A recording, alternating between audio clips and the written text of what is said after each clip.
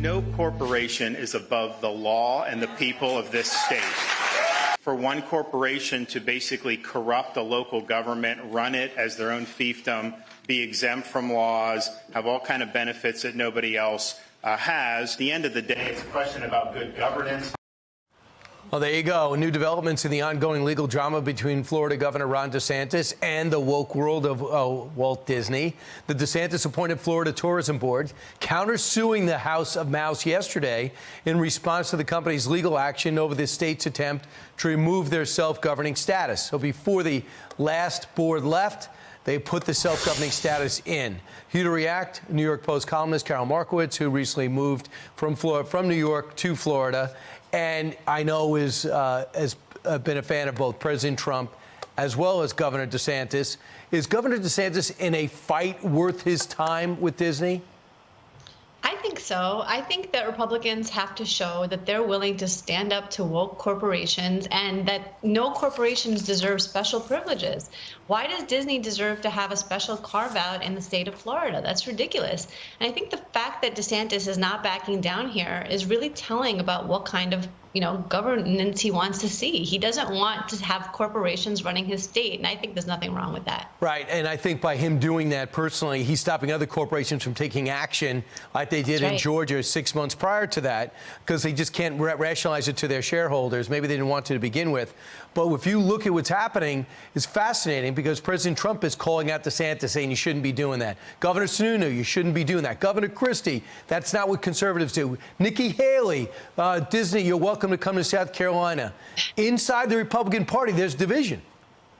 Well, listen, that's great. And, if Governor DeSantis jumps into the presidential primary, I think that's exactly what kind of fight the Republicans need to have. Do you want to fight woke corporations or don't you? Where do you want to draw your lines? These are all great conversations for Republicans to be having in that primary. And I think, this is a great opportunity to see where everybody stands. Nikki Haley thinks that Disney World can just be, put on the back of a U-Haul and driven over to South Carolina. Is that your next president, Republicans? And, we'll see what happens.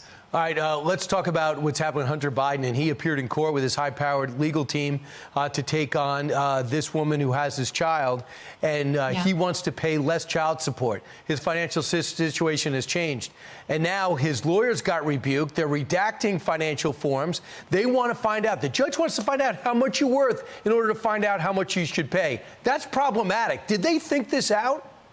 I don't think they did, Brian. Hunter Biden is trying to get his child support lowered. The son of the president of the United States is trying to get out of taking care of his own kid. Where is the media on this? Where is the party that claims to care about women?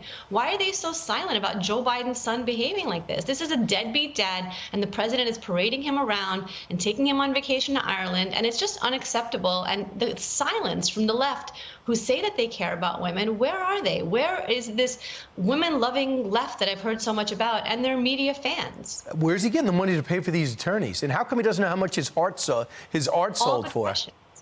Right. Well, this is all, a big part of it also is that when you have somebody like this close to the president, you really put yourself in a dangerous situation. He can easily be blackmailed. This guy has no idea what's going on. And I'd love to see those financials, and I think we should.